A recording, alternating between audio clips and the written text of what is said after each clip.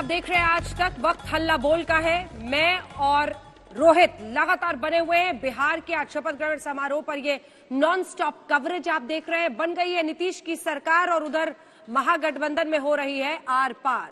जी हाँ, ये सारे चेहरे आपके सामने इस वक्त टेलीविजन स्क्रीन पर जिन्होंने नीतीश कुमार के साथ शपथ ली है।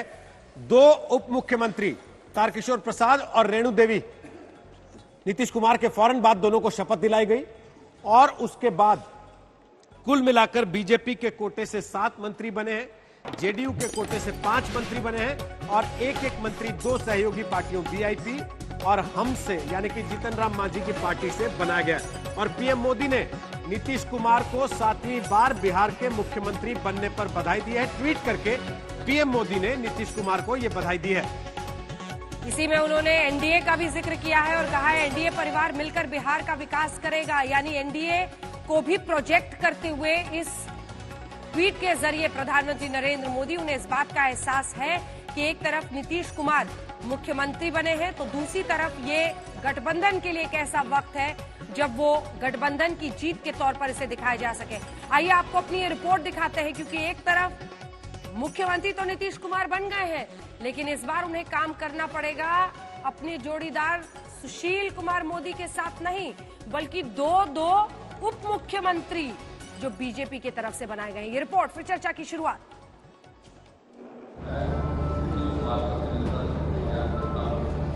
तारकिशोर प्रसाद ईश्वर की शपथ लेता हूँ कि मैं रेणु देवी ईश्वर की शपथ लेती हूँ। सरकार नई, मुख्यमंत्री वही।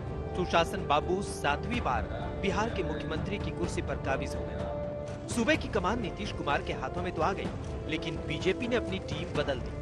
नीतीश बाबू के पुराने जोड़ीदार रहे सुशील मोदी को बाहर का रास्ता दिखा दिया और एक के बदले 2 डिप्टी सीएम यानी तारकिशोर प्रसाद और रेणु देवी को सुशासन बाबू के बाएं और दाएं खड़ा कर दिया। फिर जिम्मेवारी है, जिम्मेवारी का निर्वहन करना है और क्या। सर नई टीम होगी, इस बार नया टीम है। बिल्कुल, हर बार कुछ न कुछ नयापन आता है। Will you be missing Sushil Modi sir this time? Yes. जो दायित्व है उसका निर्वहन करेंगे। आपको उम्मीद है कि नीतीश कुमार के साथ अच्छा तालमेल बन पाएगा? अरे हमारे वो मुख्यमंत्री हैं, स्वाभाविक रूप से तालमेल होगा। तालमेल है, इसलिए ना हम लोग साथ सरकार बनाए। नीतीश कुमार के साथ काम करना है आपको? मुझे काम, मैं तो काम कर चुकी हूँ ना, इसके पहले भी मैं कला संस्कृति मंत्री थी। बड़े भाई हैं, बड़े भाई के साथ काम करने का क्या अंतर पड़ता है? छोटी बहन तो हमेशा बहन होती है और काम करने का रहता है। अब की बार नीतीश बाबू की चुनौतियां बड़ी हैं। पहले तो बड़े भाई हुआ करते थे, लेकिन अब छोटे भाई बन गए। बीजेपी ने छोटे भाई को मुख्यमंत्री की गद्दी सौंपकर गठबंधन धर्म का सम्मान किया, लिहाजा नीतीश बाबू के सामने भी इस सम्मान की मजबूरी होगी। तो क्या सिंहासन जेडीयू के पास और प्रशासन बीजेपी के पास होगा? ये भाजपा की कठपुतली बन के रहेंगे? पहले तो शायद इनका अस्तित्व भी था। समाजवादियों के परंपरा से अलग हट करके ये पहला देश का समाजवादी अपने को कहलाने वाला नीतीश कुमार जिस धोखाधड़ी के साथ गरीबों के साथ मजाक इसने उड़ाया है। बीजेपी जेडीयू लंबे काल तक साथ रहा है। 2015 में भी तो हम लोग लार्जेस्ट पार्टी नहीं थे, तो सरकार चल ही रही थी, तो इसलिए और दोनों लंबे काल तक साथ रहा है, तो मुझे नहीं लगता है कि सरकार चलाने में किसी तरह की दिक्कत आएगी। नीतीश बाबू के शपथ ग्रहण में अमित शाह खुद मौजूद रहे। बीजेपी के अध्यक्ष जेपी नड्डा ने भी कार्यक्रम में शिरकत की, लेकिन कांग्रेस और आरजेडी ने कार्यक्रम का बहिष्कार किया। बिहार बहिष्कार कर रहा है। ये बिहार की अपनी सरकार नहीं है, सर्जिकली इम्प्लांटेड सरकार है कि जो व्यक्ति 40 सीट पे निपटा दिया गया, खारिज कर दिया गया, उसको अब फिर से कुर्सी पे बिठा रहे हैं। ये बिहार का अपमान है साहब। आरजेडी और कांग्रेस में नतीजों को लेकर नाराजगी है, जीतने वाले से भी और सहयोगी से भी। आरजेडी के दिग्गज नेता शिवानंद तिवारी ने राहुल और प्रियंका पर गंभीर आरोप लगाए। शिवानंद तिवारी के बयान के बाद हड़कंप मच गया, कांग्रेस ने पलटवार किया। इस बात को सब लोग कह रहे हैं, कांग्रेस जो है महागठबंधन के पैर में जंजीर बन गई। अब 70 उम्मीदवार कांग्रेस के लड़े और कांग्रेस ने 70 सभा भी नहीं किया। और हमको ऐसा लगता है कि सिर्फ बिहार का ही मामला नहीं है, अन्य प्रदेशों में भी कांग्रेस पार्टी जोर इस पर ज्यादा देती है कि हम अधिक से अधिक सीट लड़ें अधिक से अधिक सीट कैसे जीतें, इसमें कांग्रेस पार्टी असफल हो जाती है। शिवानंद तिवारी आरजेडी के कोई अधिकृत व्यक्ति नहीं है। वो आरजेडी में है, लेकिन उनकी मिलीभगत भाजपा जदयू से। भला कोई आरजेडी का आदमी बीजेपी की भाषा बोल पर कांग्रेस और राहुल जी पर इस तरह के आधारहीन बातें को रखेगा? सहयोगी ही विरोधी हो गए, सिर्फ फुटअव्वल करने लगे तो विरोधी चुटकी लेने लगे। महागठबंधन को ये पहले सोचना चाहिए था, बाद में क्यों? जब चिड़िया चुग गई खेत तो अब पछतात क्या हो। नीतीश कुमार ने चुनाव खत्म होने से पहले कहा था, अंत भला तो सब भला। अब देखना होगा कि नीतीश कुमार का ये कार्यकाल बिहार की जनता का कितना भला कर पाता है। रोहित सिंह के साथ सुजीत झा, पटना, आज तक। तो छोटे भाई बड़े भाई की इस पूरी कहानी में अब मामला यहीं पर आकर टिका है कि नीतीश कुमार मुख्यमंत्री जरूर बने हैं, लेकिन दाएं बाएं तरफ दोनों तरफ तारकिशोर प्रसाद और रेणु देवी उप मुख्यमंत्री के तौर पर रहेंगे। डॉक्टर समित पात्रा, राष्ट्रीय प्रवक्ता भारतीय जनता पार्टी के, हमारे साथ जुड़ रहे हैं। तारिक अनवर साहब, जो कि जनरल सेक्रेटरी है कांग्रेस के वरिष्ठ नेता, उन्होंने बिहार में काफी मेहनत की थी। तारिक अनवर साहब हमारे साथ जुड़ रहे हैं। मृत्युंजय तिवारी जी आरजेडी की तरफ से, और केसी त्यागी जी खास मेहमान हमारे साथ जुड़ रहे हैं। केसी त्यागी जी, एक बार फिर से आप लोगों की बन रही है सरकार, बहुत बधाई आप सभी को। लेकिन सबसे पहले सवाल मैं तारिक अनवर साहब आपसे लेना चाहती हूं। शिवानंद तिवारी जब ये कह रहे हैं कि कांग्रेस पार्टी महागठबंधन के लिए पैरों की जंजीर बन गई, तो आप क्या इसको सिर्फ ये कहकर टाल देंगे कि आत्ममंथन की जरूरत है?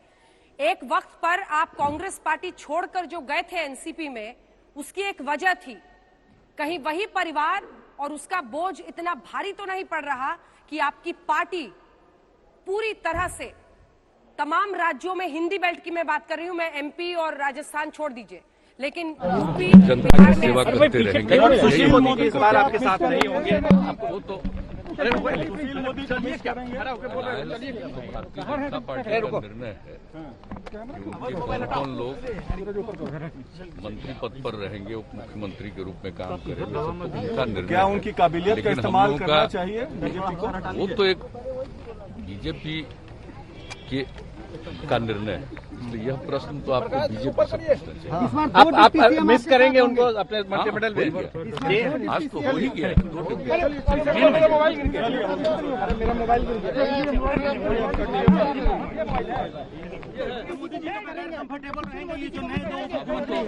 तो भारतीय जनता पार्टी का निर्णय है।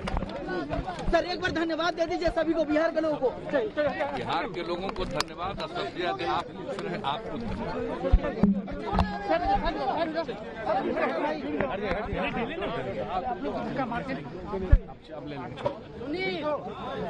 जी, नीतीश कुमार आए थे, बीच में उनकी तस्वीरें हम दिखा रहे थे जी। अब सवाल का जवाब, क्यों चूके? अच्छा। क्यों हारे? नहीं,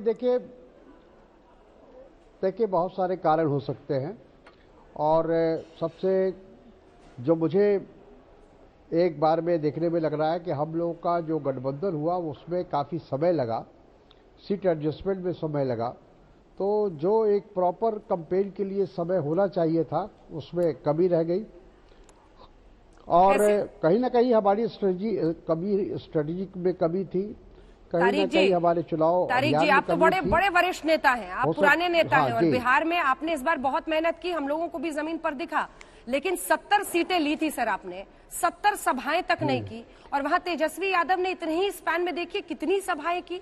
तो आप सीट बंटवारे का इंतजार कर रहे थे क्या कि ये सीट आएगी वहीं पर आप प्रचार करेंगे? ये सब तो सर बहानेबाजी सुनाई देगी ना आप? तारिक जी,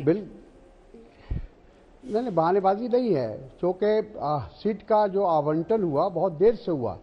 हमारी बहुत सारी जो सिटिंग सीट थी वो भी जो है गठबंधन में चली गई, हमको नए सिरे से कई जगह काम करने की ज़रूरत हुई।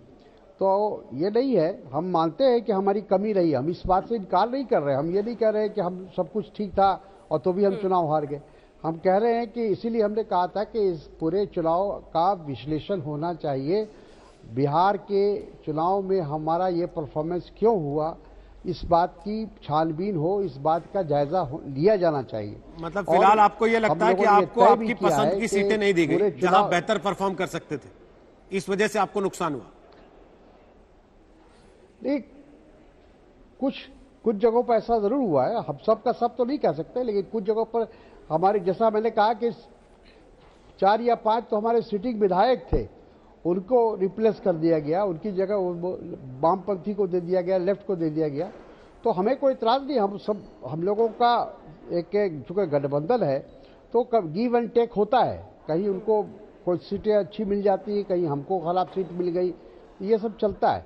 लेकिन ये बात बिल्कुल सही है कि हम लोग जितनी उम्मीद कर रहे थे, जो हमारी अपेक्षा थी कि हमारा परफॉर्मेंस बेहतर होगा 2015 से, 2015 में 41 में हमें 27 सीट आई थी, तो इसलिए हम लोग उम्मीद कर रहे थे कि हमको 35 से 40 सीट जरूर आएगी। सर दिक्कत क्या है ना तारिक साहब, आप तो जानते हैं उम्मीद से सीटें नहीं आती हैं, प्रचार से, नेतृत्व की पहचान से विश्वसनीयता बनती है और उससे मामला आगे बढ़ता है।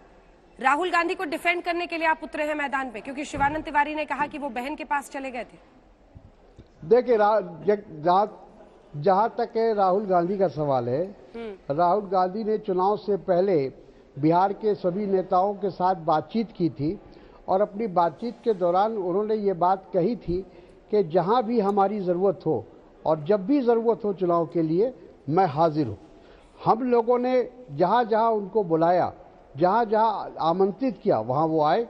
गलती हमारी है, हमको ज्यादा से ज्यादा उनको इस्तेमाल करना चाहिए था, लेकिन हमने नहीं किया, चाहे जो भी कारण रहा। क्या आप अपने आप को सुन रहे हैं? उन पर इल्जाम, हाँ जी, जो शीर्ष नेतृत्व है वो सब कुछ चॉकआउट करता है, वो अपनी जरूरत के हिसाब से वहां पर जाएगा। आप कह रहे हैं कि आपकी गलती थी, मतलब बिल्कुल आप नहीं, अपना गला सामने करना चाहते हैं उनके लिए। ऐसा नहीं, थोड़ी गंभीरता के साथ इस पर चर्चा हो सर। जब एक वक्त पर कपिल सिब्बल से लेकर कई ऐसे नेता हैं जो सवाल खड़े कर रहे हैं कांग्रेस के अंदर, और आप तो इसी वजह से एक वक्त पर एनसीपी में गए थे ना। देखिए, ऐसा है, उसकी वजह से नहीं गए थे, खैर जो भी, वो बात तो खत्म हो गई, वो तारीख एक इतिहास है। लेकिन इतना मैं जरूर कहना चाहता हूं कि राहुल गांधी का जहां तक सवाल है, उनकी तरफ से या कांग्रेस अध्यक्ष सोनिया गांधी की तरफ से बिहार कांग्रेस को या बिहार के जो भी कैंपेन में इन्वॉल्व थे, हम सब लोग, उनको हर तरह का सहयोग मिला है और इसीलिए ये हम अपनी जिम्मेदारी मानते हैं, अपना फेल्यूर मानते हैं। मतलब आपने चाहा ही है कि राहुल गांधी सिर्फ 8 रैली करें, उससे ज्यादा ना दिखाई दे बिहार में। बिल्कुल बिल्कुल, हम लोगों ने यही किया। हम लोगों ने उनको प्रपोजल जो दिया, वो उस प्रपोजल के हिसाब से उन्होंने काम किया। अगर हम आपको कहते हैं कि 20 जगह आई है तो 20 जगह तो कमी हमारी है ना। क्या कमी थी? क्यों? कुछ तो सोच के इतनी कम रैली रखी होगी ना आपने उनकी। बिल्कुल, हम लोगों को ये लग रहा था कि हम लोग चुनाव जीत रहे हैं, हम लोगों को माहौल अच्छा लग रहा था, हम लोग कॉन्फिडेंट थे कि we are winning this election. तो इसलिए कुछ ओवर कॉन्फिडेंस में ये हम एक कह सकते हैं कि हम लोगों ने लूज किया है।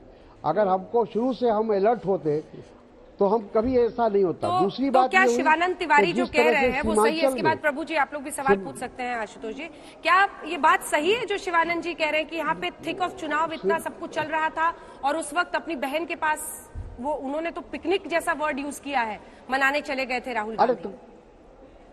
बिल्कुल गलत इस्तेमाल उनको शब्द पर, उनके शब्द को बोलते समय उनको संयम बरतना चाहिए। वो सीनियर आरजेडी नेता है, लेकिन उनको इस तरह के शब्दों का इस्तेमाल नहीं करना चाहिए। एक बात मैं और स्पष्ट करना चाहता हूं कि आरजेडी एक रीजनल क्षेत्रीय पार्टी है और कांग्रेस एक नेशनल पार्टी है। आवाज आ रही है आपको? जी आ रही है, बिल्कुल आ रही है। सुन रहे हैं सब लोग। तारिक साहब सुन रहे हैं आप? मैं ये कह रहा था कि कांग्रेस एक नेशनल पार्टी है। हाँ ठीक है, कांग्रेस एक नेशनल पार्टी है। आप ये उससे अपेक्षा नहीं कर सकते कि हमारा नेशनल प्रेसिडेंट या नेशनल लीडर वो हर विधानसभा में जाएगा। आप उसकी तुलना तेजस्वी यादव से नहीं कर सकते। तेजस्वी यादव का वहाँ पूरा, अरे सर हम तो एक सेकंड अगर आपकी इजाजत हो तो असदुद्दीन ओवैसी से तुलना कर लेते हैं। ओवैसी जैसे व्यक्ति ने भी ओवैसी साहब को कितनी रैलियां की सर, पता है आपको? देखिए वो अरे कितनी, वो तो बीजेपी के कहने पर कर रहे थे ना। वो तो बीजेपी के इशारे पर कर रहे थे। उनको ये कहा तो उनकी पार्टी की आई ना सर, साधन मुहैया किया गया था कि आप ये काम के, कहीं आप बीजेपी के ही कहने में नहीं आ गए? राहुल गांधी को कम इस्तेमाल कर लिया इसलिए आपने? बिल्कुल, अगर हम राहुल जी को ज्यादा इस्तेमाल करते तो नतीजे दूसरे होते, लेकिन ये गलती हम सब की है कि हम लोगों ने ये सोचा कि हम तो चुनाव जीत रहे हैं और सर, ये सब तो हम लोगों को कोई ये सब जो आप बोल रहे हैं सर, आपको भी अचरज होगा जब आप बाद में अपनी बात सुनेंगे। 65 से 68 रैलियां ओवैसी ने जाकर बिहार में कर ली, वहां पर उनको अपने लोकल नेताओं के इन्विटेशन की जरूरत नहीं होती है। सुनिए ना तारिक साहब, आप भी जरा सोच समझ के थोड़ा सा 2 मिनट ठहर के सोचिए सर, बोलिए। अगर आज महागठबंधन में कांग्रेस की अच्छी परफॉर्मेंस रहती तो आप लोग शपथ ले रहे होते सर। अंजना वो कह रहे हैं, मैं समझ के ही बोल रहा हूँ और मैं जानता हूँ कि मैं क्या बोल रहा हूँ। ये तो मैं खुद त्यागी जी भी रिएक्ट करना चाह रहे हैं। त्यागी जी मुस्कुरा रहे, देखिए आपकी बात खुद ही मैंने ये तो खुद मैंने ट्वीट किया था जी। त्यागी जी मुस्कुरा रहे हैं आपकी बात। मैंने खुद ही स्वीकार किया कि हम कांग्रेस का परफॉर्मेंस अच्छा होता तो सरकार हमारी होती। ये तो मैंने स्वयं इस बात को अपने ट्वीट में लिखा है। तो हम तो इस बात को स्वीकार कर रहे हैं कि हमारा परफॉर्मेंस बेहतर होता तो वहां आज गठबंधन की सरकार होती। लेकिन जो बात बार बार ये इशारा जो किया जाता है या हमारे नेशनल लीडरशिप के ऊपर अटैक किया जाता है, ये गलत है। हम नेशनल लीडरशिप ने पूरा का सहयोग किया है, हर तरह से सहयोग किया है। केसी त्यागी जी वो कह रहे हैं कि एग्जिट पोल के बाद जब बीजेपी की परफॉर्मेंस अच्छी नहीं थी तो कोई मोदी जी पर सवाल नहीं पूछ रहा था, और यहाँ सब उनकी नेशनल लीडरशिप पर ही अटैक कर रहे हैं। हाँ,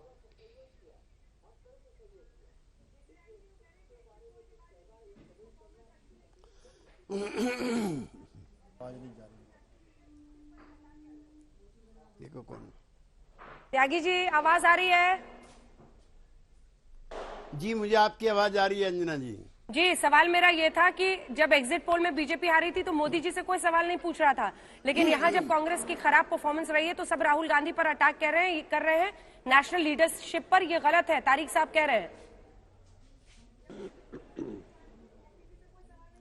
अंजना जी, मेरे 40-45 साल पुराने मित्र हैं तारिक भाई, और कांग्रेस में जो बहुत शालीन लोग हैं ये उनमें से एक हैं। लेकिन माइंड सेट जो है सभी कांग्रेसमैन का एक जैसा है। अभी भी तारिक भाई आप उसी सिंड्रोम में हो कि आप नेशनल पार्टी हो। पिछली लोकसभा में 41 कांग्रेस, 39 अन्ना डीएमके, तो दोनों रीजनल जैसे हो गए। अब ये मैं कोई आपको सीख नहीं देना चाहता कि आपको अपनी पार्टी को अपने तरीके से संचालित करना है, लेकिन आपके सामने जो सबसे बड़ा सवाल है, एक मित्र के नाते कहना चाहता हूं, मित्र पार्टी नहीं, मित्र के नाते आपको दुविधा में हो कि पार्टी सर्वाइव हो या पार्टी का रिवाइवल हो। ये जो अंतर्द्वंद है यही आपकी पार्टी को परेशान कर रहा है, नंबर 1। नंबर 2, मैं भी संबित पात्रा जी की पार्टी और मेरे मित्र बैठे आरजेडी वाली पार्टी, हमारा लंबा समय विपक्ष में गुजरा है। मेरी आपसे जब मुलाकात हुई थी पहली, तब आप बिहार के यूथ कांग्रेस के अध्यक्ष थे और मैं जनता पार्टी के यूथ विंग का महामंत्री था। तब से आपसे मेरी दोस्ती है। हम लोगों ने इतने धरने, प्रदर्शन, जुलूस, हड़ताल, जेल, मार पीट, ये सारे काम किए। मैं एक हल्की सी बात कहना चाहता हूं, मंदसौर में हमारी सरकार के खिलाफ निर्णायक लड़ाई चल रही थी। उस घटनाक्रम को मैं भूलता नहीं हूं। राहुल जी वहां पर गए थे और यह तय हुआ था कि ऑल इंडिया लेवल पर इस आंदोलन को फैलाना है। 2 दिन के बाद ही राहुल जी विदेश चले गए। मैं विदेश जाने के खिलाफ नहीं।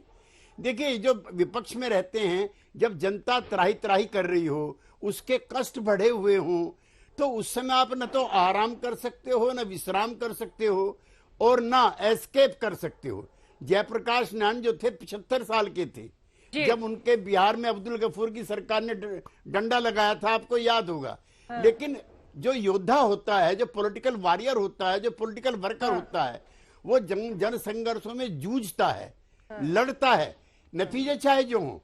लेकिन ये एस्केपिज्म है आपके पार्टी के नेताओं की। और तारिक भाई बुरा मत मानिएगा, आप मेरे दोस्त हो, अब ग्रास रूट के वर्कर आपके यहाँ पैदा होने बंद हो गए। ये फेवर सीकर्स बुरा मत मानिएगा बोल के सब बोल ही देते हैं आप केसी त्यागी जी, कोई कसर छोड़ते नहीं है। तारिक अनवर साहब, अब खरी खोटी आपको सबसे सुननी पड़ेगी क्योंकि जो परिस्थिति पार्टी की हुई है उसकी वजह से। लेकिन एक बार संबित जी से कमेंट में ले रही हूँ, फिर फौरन आपके पास आऊंगी। अनवर जी बने रहिएगा, अनवर भाई हमारे साथ। संबित जी, संबित जी, ओके, वो ओके। देखिए ईमानदारी के साथ तारिक साहब स्वीकार कर रहे हैं। वो कह रहे हैं कि अगर हम बेहतर करते तो हम सरकार बना रहे होते। देखिए अंजना जी, यहाँ तारिक जी और त्यागी जी दोनों वरिष्ठ नेता हैं और अच्छे नेता हैं, सीजन्ड नेता है। बहुत ही शालीनता से दोनों ने अपने विषय को रखा है। बेचारे तारिक जी तो 100 टन का पत्थर रख के अपने दिल के ऊपर सब राहुल जी के बारे में अच्छी अच्छी बातें कर रहे हैं, और त्यागी जी भी इसमें तड़का लगा नहीं रहे हैं। त्यागी जी भी अच्छे नेता हैं, मगर हम लोग थोड़े आजकल के युवा नेता हैं, थोड़ा सा मुझे तड़का लगाने दीजिए और सच्चाई को अलग तरीके से रखने दीजिए। नंबर 1, ये सारी पीएम की रेस चल रही है कि पीएम राहुल जी बनेंगे अगली बार पीएम की रेस में। देखिए 2 तरह का पीएम है। पीएम का फुल फॉर्म सिर्फ प्रधानमंत्री नहीं होता है। एक पीएम है पसीना और मेहनत, दूसरा पीएम का फुल फॉर्म है पालने वाला मेंबर, वो जो पालना गैंग। मतलब एक परिवार में जन्म हो गए तो अच्छा है, बस हमको कुछ करना धरना है नहीं, पिकनिक में जाना है, अब परिवार का नंबर तो आएगा ही तो हम पीएम बन जाएंगे। मगर नरेंद्र मोदी जी जो पीएम बने हैं वो कैसे पीएम बने हैं? पसीने और मेहनत से। भाई साहब सोच नहीं सकते हैं आप, दिन रात जिस प्रकार का मेहनत प्रधानमंत्री जी करते हैं, हम जो अभी 40 और 50 के बीच में हैं, हम भी सोच नहीं सकते हैं इतना मेहनत करना। और दूसरी ओर चाहे तेजस्वी जी हो चाहे राहुल जी हो, ये पालने वाले गैंग के मेंबर हैं कि चलो जी एक परिवार में जन्म हो गए तो नंबर तो आएगा। दूसरी बात, अब तारिक जी अच्छे आदमी हैं, आप बताइए 7 समुंदर पार ये डिबेट आखिर हम क्यों कर रहे हैं कि राहुल क्या गांधी जी की और ज्यादा प्रचार करते तो बहुत बढ़िया। अरे भैया मैं तो चाह रहा हूँ 100 अगर रैली होते राहुल जी का तो फिर कांग्रेस पार्टी का सफाया हो चुका होता, एक भी सीट नहीं आती और गजब हो गया होता। जिसको बिहार की लैंग्वेज में कहता है गर्दा कट गया होता है, गर्दा। अगर 100 रैली राहुल जी का होता, मगर गर्दा कटा नहीं, फिर भी 19 सीट आ गई क्योंकि इन्होंने 7-8 रैली कर दिया।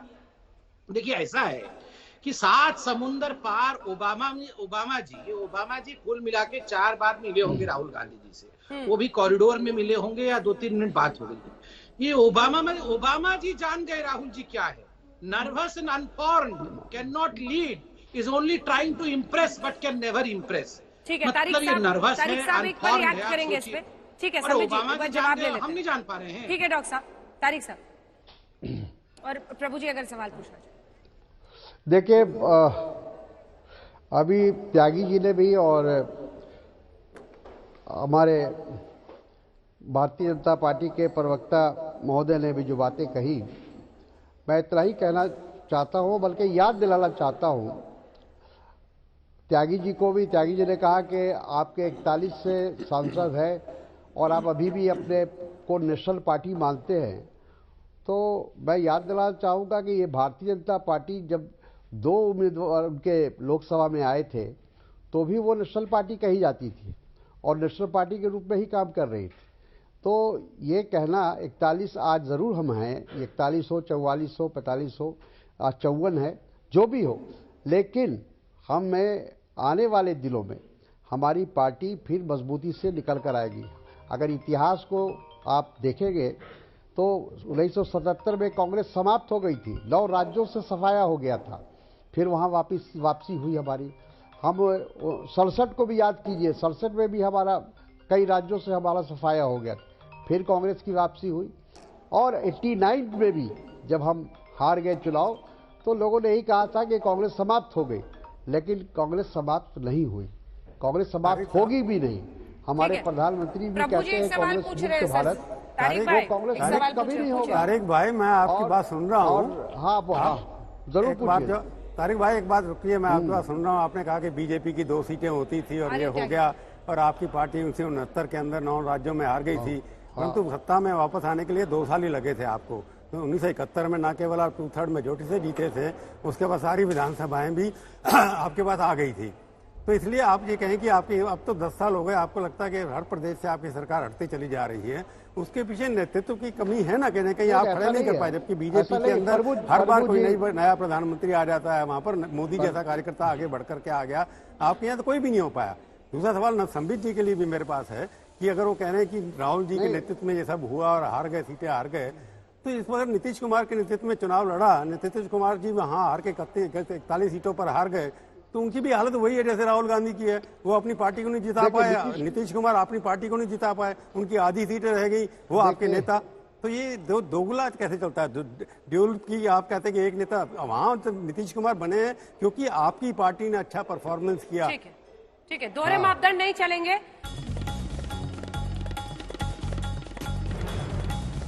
तो ब्रेक के बाद एक बार फिर से आपका स्वागत है हल्ला बोल में। आज चर्चा बिहार की सरकार को लेकर, महागठबंधन की नाराजगी को लेकर और आरजेडी कांग्रेस के बीच क्या कोई दरार आ गई है, इस बात को लेकर भी। जेपी नड्डा ने नीतीश कुमार को बधाई दे दी है, लेकिन तेजस्वी यादव नाराज है। उन्होंने तंज किया है ट्विटर पर भी ये लिखते हुए कि नीतीश कुमार को मुख्यमंत्री मनोनीत होने की बधाई हो।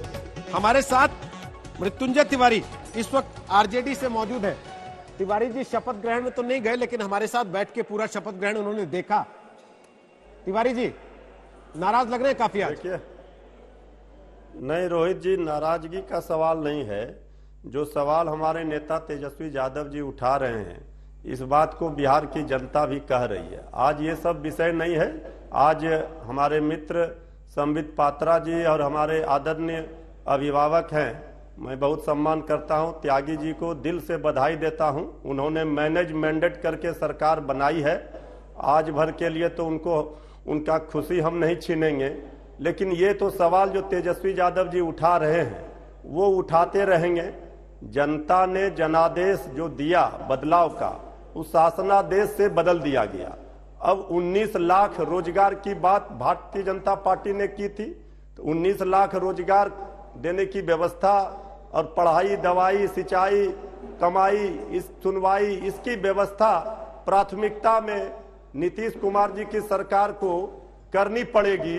बिहार की जनता जन आकांक्षाओं की सरकार अगर है, साबित करनी पड़ेगी। नहीं तो फिर जो तेजस्वी यादव जी कह रहे हैं मनोनीत मुख्यमंत्री तो उनको बना दिया, लेकिन 2-2 डिप्टी सीएम दे करके बीजेपी ने भी स्पष्ट संदेश दे दिया। एक चक्का ट्रक का, एक चक्का स्कूटर का, ये गाड़ी चलेगी कैसे डबल इंजन की, ये तो आने वाले दिन में पता चलेगा। ये बताइए तेजस्वी यादव गए क्यों नहीं आज?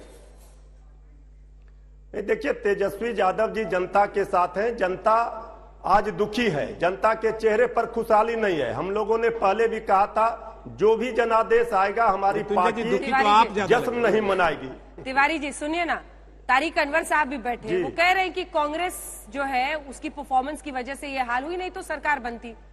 अब वो कह रहे हैं कांग्रेस की गलती है, लेकिन आप जो जनादेश है उसका ठीकरा फोड़ना चाहते हैं एनडीए पर। नहीं, ठीकरा तो अंजना जी, आप तो खुद बिहार की बेटी हैं, आपको सारा बिहार का राजनीतिक समीकरण पता है। आपने खुद देखा है, कोरोना काल में आपने मेहनत किया। आपको नहीं लग रहा था जनता ने बदलाव का मूड बनाया है? जनता का मन क्या है ये तो आप खुद देख रहे थे ना। अब सारे एग्जिट पोल भी आपके चैनलों पर हो, चाहे हर जगह हो। ये ठीक है कि हम लोग 20 सीटों पर दरवाजे पर आकर के, सत्ता के दरवाजे पर आकर के हमें रोक दिया गया।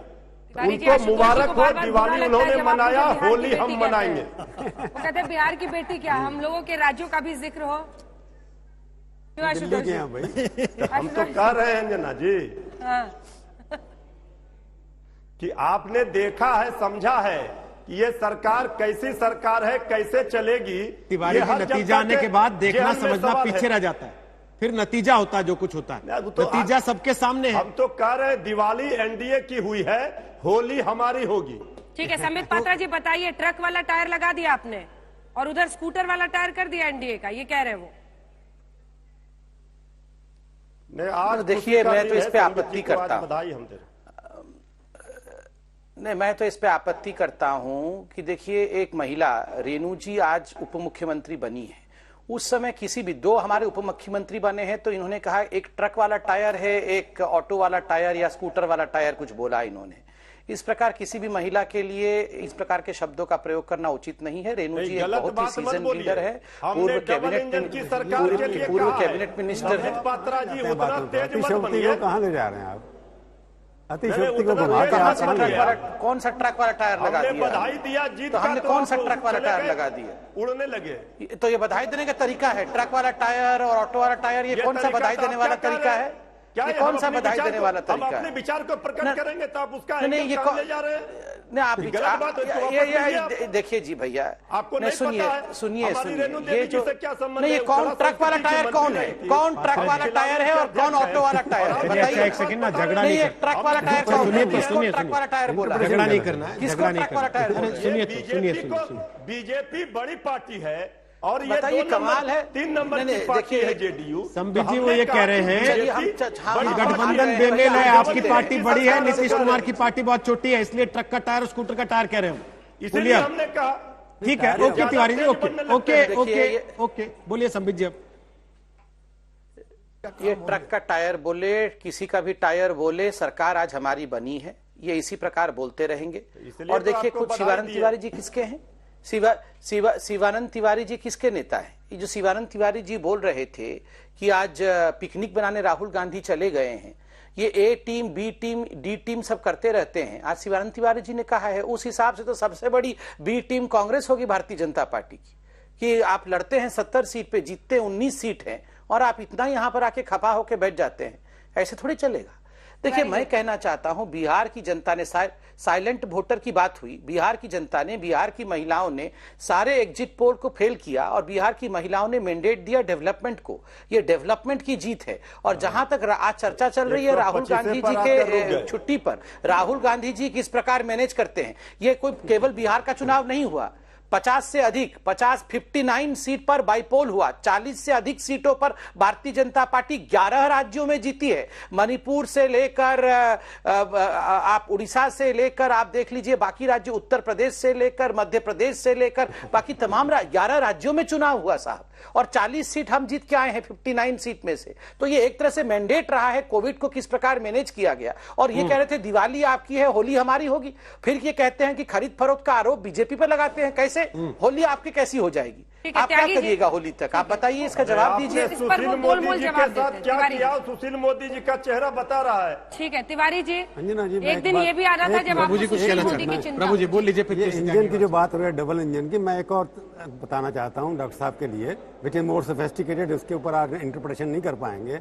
ये बात सच है कि नीतीश जी सीटें हारे हैं। उनको अगर हम कहें कि मारुति 800 इंजन का है उनका गाड़ी, और आप जीते इतनी बार, आपकी BMW आप जो है 5 लीटर की है, तो धक्का तो आप ही देंगे ना, सरकार तो आप ही चलाएंगे। वो मारुति, उसके पीछे आपने BMW लगा दिया, मर्सिडीज लगा त्यागी जी से मैं इसी से जुड़ा हुआ एक सवाल कर लेती हूँ। त्यागी जी, मुख्यमंत्री के एक दाएं उप मुख्यमंत्री, मुख्यमंत्री के एक बाएं उप मुख्यमंत्री, मुख्यमंत्री पर होगा दबाव? प्रभु जी, हमने आपने तो 2 डिप्टी प्राइम मिनिस्टर देखे हैं, याद करो।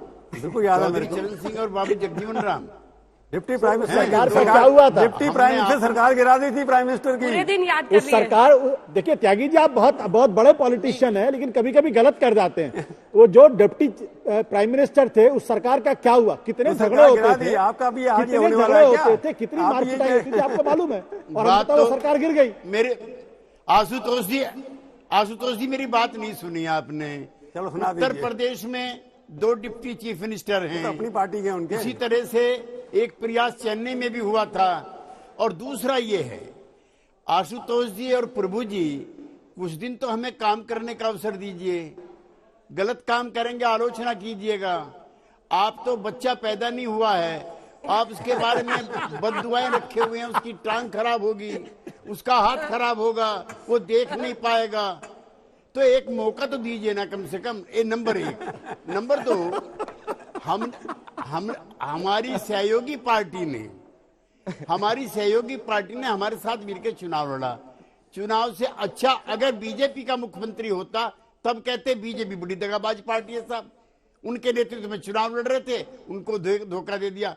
तो प्रभु जी, हमारे गांव में कहावत है, चित्त भी मेरी पट भी मेरी, यानी कि हर तरीके से आप अपने तर्क को ही बड़ा रखते हो। एक जनता का मैंडेट है।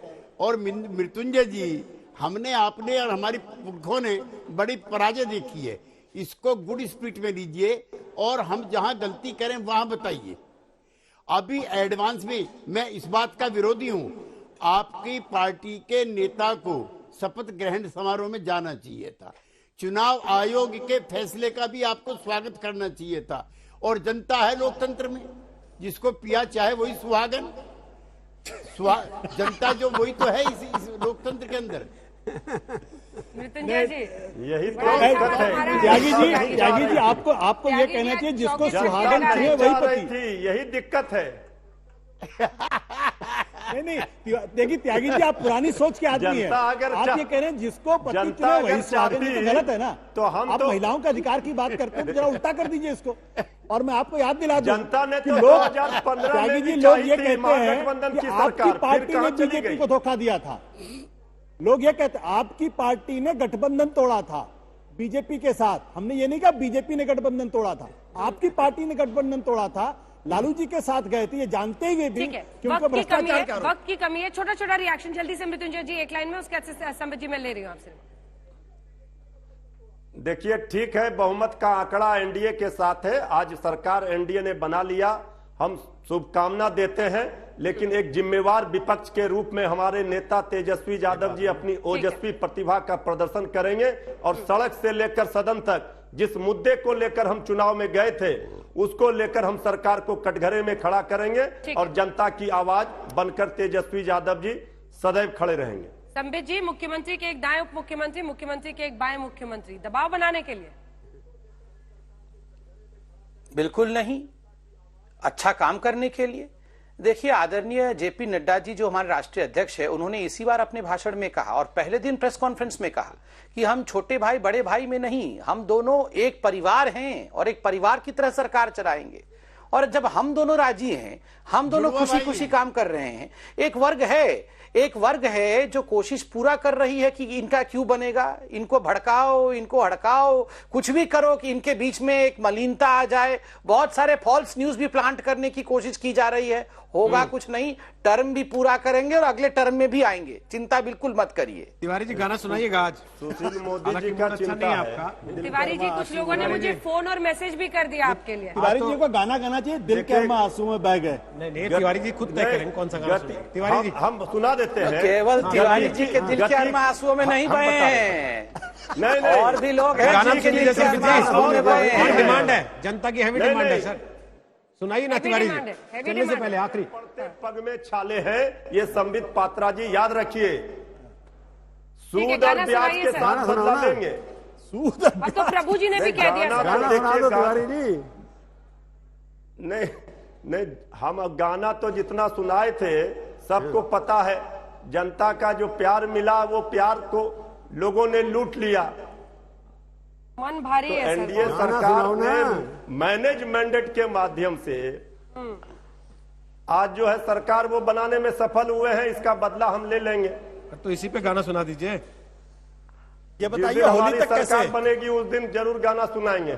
नहीं मानेंगे, मन बहुत भारी है। नहीं मानने, मन भारी है। इतना दबाव ठीक बात नहीं है, आप लोग प्लीज रुकिए। बहुत धन्यवाद आप सभी का हमारे साथ, डॉक्टर संबित पात्रा, मृत्युंजय तिवारी जी और केसी त्यागी जी, बहुत बहुत धन्यवाद हमारे साथ आज तक पर जुड़ने के लिए। देखते रहिए नॉन स्टॉप कवरेज आज तक।